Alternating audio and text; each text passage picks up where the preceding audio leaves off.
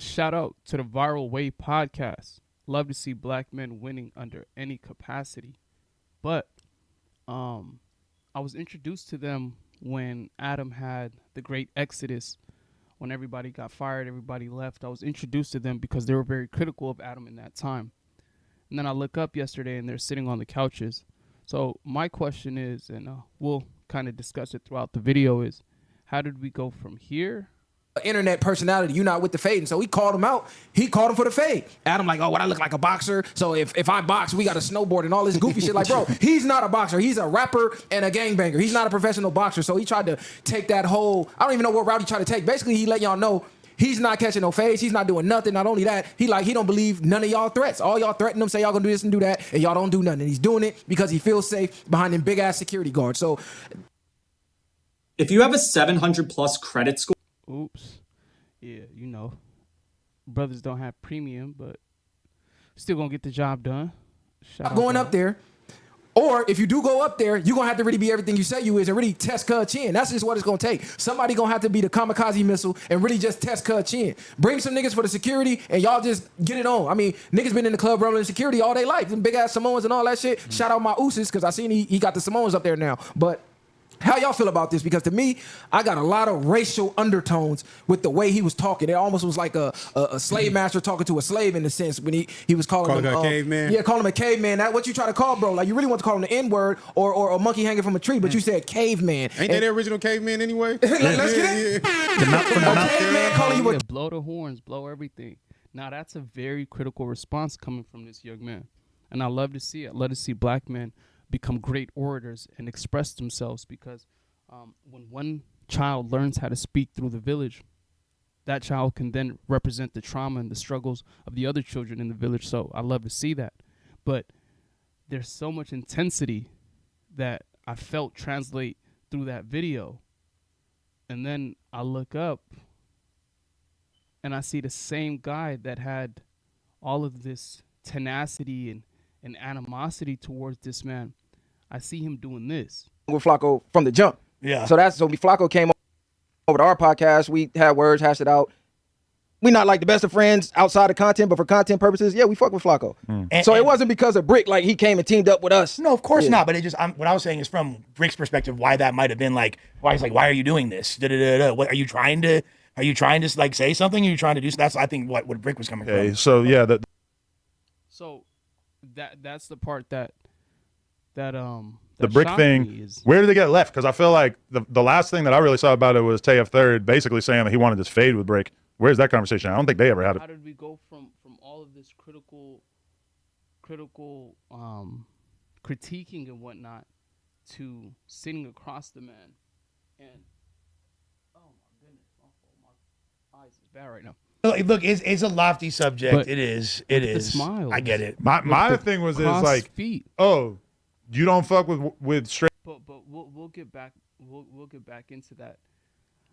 How help me as a viewer understand? And I'm a nobody. I'm just a God-fearing man. I'm just a creation of Allah. Not too much. Just changing the trajectory of hip hop in my own state, empowering the youth and doing things that I should be doing as someone with a platform in my community. But that's neither here nor there. I hear you guys do a lot of great things for your community too. Salute. But where did all of that animosity, or as the young people say, where was that energy at? And some people might say the same for me. Where was that energy at when Flacco pulled up? This, and that. Hey, man, the man ran me out of town. Let you say it, but I thought that this was a serious matter. Oh, we gotta. You said that someone has to punch this man. The brother said, oh, he don't take y'all serious. Y'all are joking. So y'all bring up securities to handle the securities, and y'all got to punch him in his mouth. I feel a lot of racial undertones.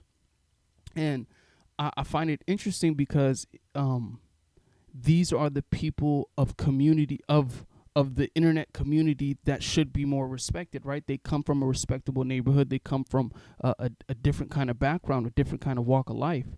And when you stand on morals and principles and integrity and all of this stuff, it's for the rest of your life, right? You see young men that made decisions at 14, 15 years old. They got to stick to that until they're 6 feet under. May Allah have mercy on them.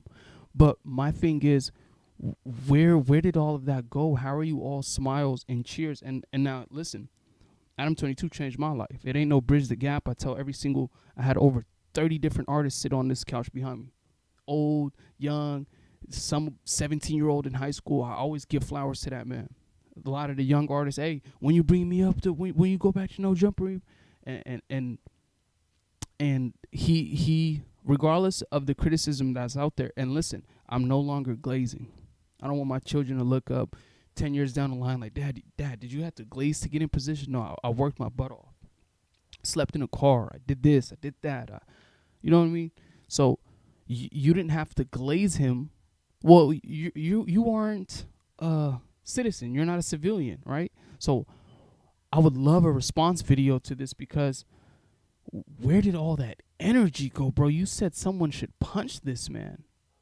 This is what you said on your podcast. Now, I understand there's a level of performance, there's a level of entertainment value that we need to add on as content creators. But how y'all feel about this? You is and really test Cud chin. That's just what it's gonna take. Somebody gonna have to be the kamikaze missile and really just test Cud chin. Bring some niggas for the security and y'all just get it on. I mean, niggas. Well, we know who wasn't the kamikaze missile, and that is Mr. Viral. Now look, he's beefing with T-Rail right now, or the platform they beefing with T-Rail. Anybody going against T-Rail, Heather and them, I'm with. I salute. It's sad to see black people in position and neglect the youth that they should be advocating for. But I understand it, because I'm playing with the thought of selling mine too. I'm definitely playing with that thought. Let Ramadan get over. Let one of these rich Jews, one of these, hey man, we need you to stop pushing that youth message. We got 6 figures. Hey man.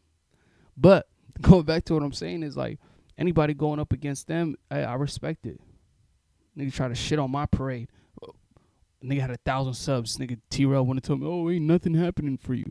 But my platform means more to my community than Back on Fig means to the greater Los Angeles. Right? The Back on Fig, if it stops shooting tomorrow, no one's, oh man, how we gonna, damn man, that's our platform. That's how we get our music out. That's our reach. Nobody's worried about that because it's a self-serving platform.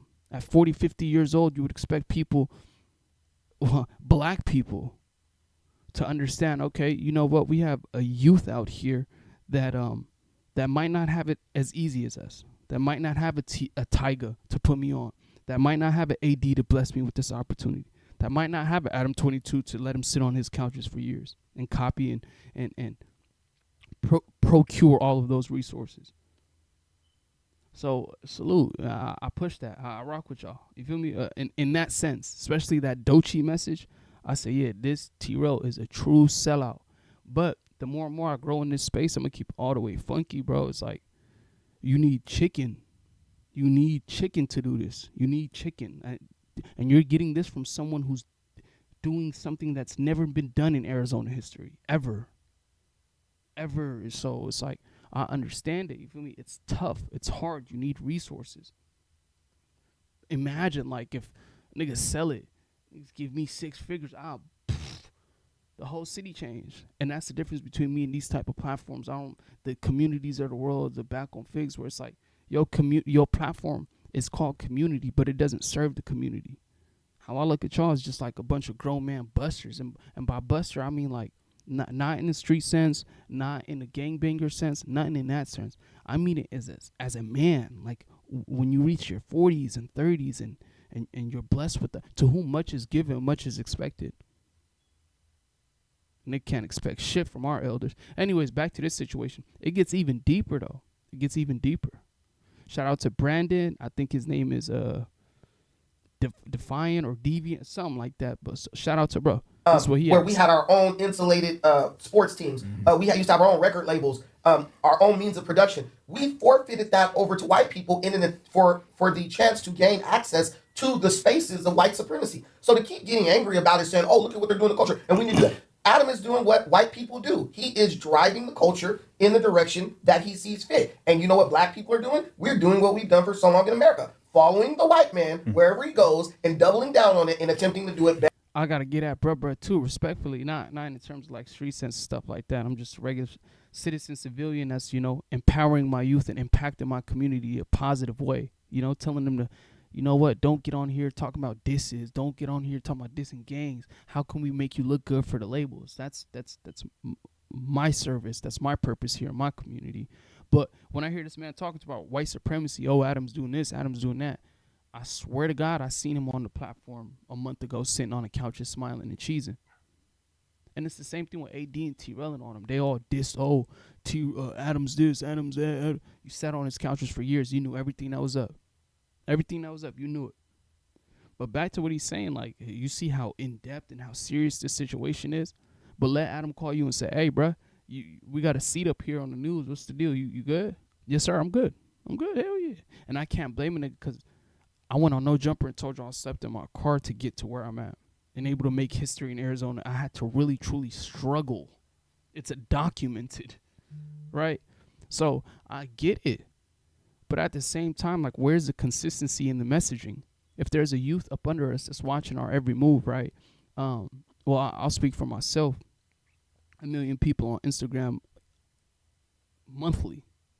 750K to have 500,000 on a bad month. Majority of it is youth. So if we got these youth looking at us and they hear these messages and this, I'm not going to tell my youth, don't rock with ADAM22, don't go on No Jumper. What? It's a life-changing platform. But I'm going to tell you and I'm going to train you and you're going to sit with me and you're going to do your first interview with me. And then you're going to understand how, okay, cool. So when you do these big interviews, you're prepared. It's crazy because it's like I'm literally media training our artists. I'm literally like majority of the artists I've worked with, this is their first interview. So it's like we have an obligation, we have a duty, and I respect the fact that you guys are raising awareness, but all of it goes down the drain when you speak like this and sit next to somebody and smile. Now, even me and ADAM22 had a little fallout, but that was because of the man I dethroned for this position that I honor and I respect, and I had to bust my ass for. Shout out to him too. It ain't no problem and they no beef or nothing like that, but it's like one of us is here at the grassroots level servicing our artists and one of us is in North Hollywood, you know what I mean, doing what they do, and salute. I respect it, you feel me? But it's only one Mr. Bridge the Gap. It's only one, you know what I mean? Anyways, salute to bruh. But yeah, Adam went out his way to speak out and said some things that I really didn't rock with, but it wasn't a personal situation. I never said Adam's this and that, but okay, so you disrespecting my brand to get with your homie, okay, but I'm gonna disrespect your brand too. Okay, cool. Smooth, not to ever like play with my brand. I told you, I sat next to you and told you I slept in my car. For years I struggled to get up in this position, and you play with that, but I'm pretty sure now, not even only with just Adam, but a lot of the platforms in my home state, like, they spoke out with the Kev shit, and then they see like, oh, damn, bruh actually right. Bruh actually platforms interviewed this, got niggas on No Jumper, got niggas on Haters, got this, got like, whoa, hold on, bro. He might actually be doing more than the people that are in higher positions than him. Wait, Radio Jules? No, I think MJ's doing more. Yeah, you know what I mean? So shout out to those people too, but that was our little debacle. You say something about me, I say something about you, but it was never a thing of like, I don't respect him, man. I don't appreciate what he did for me. Without bruh, it ain't no me, you feel me? Without God, it ain't none of it. So I just find it interesting that they spoke this much sincerity, they spoke with this much belief, and then we sit next to bruh. We sit next to bruh and we smiling. Great, man. Well, guess what? You're going to have the vast majority of hip-hop listeners taking a stance against you, which is, I feel like, the same thing, kind of at no fault of her own, but kind of the same thing that happened to Meg Thee Stallion, where it's like, she's pretty popular. She gets all these crazy opportunities. She's getting brand deals from all the biggest companies. It felt like she had way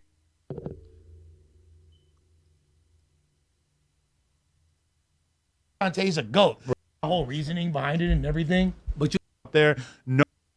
AI069, shit, is one of the biggest companies. Real talk. The Stop. Shout out my boy Danny from The Stop. Smile. No, we're just saying that, like, This is Smile. That one right I there. feel like her, through releasing music that primarily appeals Look to at- women, and through obviously the Tory thing, which Look a lot at of people that. feel like she was at fault for. Now, again, this is strictly content. Where was this energy? You are smiling. You are, and mashallah, brother. You got a beautiful smile, man. Shout out to God. But where was you're smiling? You're all, but literally, this was you. This is what you told been in me. the club rolling security. He's not catching no face. He's not doing nothing. Not only that, he don't believe none of y'all threats. All y'all threaten him, say y'all gonna do this and do that, and y'all don't do nothing. And he's doing it because he feels safe behind them big ass security guards. So the bottom line is, niggas gonna have to stop going up there. Or if you do go up there, you're gonna have to really be everything you say you is and really test Cud chin. That's just what it's gonna take. Somebody gonna have to be the kamikaze missile and really just test Cud chin. Bring some niggas for the security and y'all just get it on. I mean, Now, okay, heard what the brother said. Heard what the brother said. What do y'all think? What do y'all think, man? Let me know in the comment section.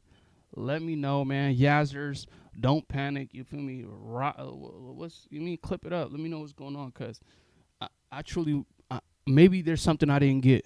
Maybe there was some payment. Maybe there was some understanding, some straightening going on that I wasn't privy of. But with these type of guys, I'm like, okay, they seem very serious. They seem very serious. They seem like respectable people. They going up against Brick.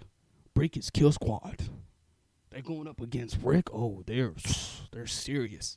And the Long Beach is known for having athletic people that represent their community, people that are diligent in working out, people that take care of their health. So this is not someone that you want to, play around with. But for the sake of content, I'm one of the greatest to do this. So I can walk into any room. I can sit in any room and do this with the greatest of them. That goes for Adam, to you, whoever. You get what I'm saying? This is year 6 for me. So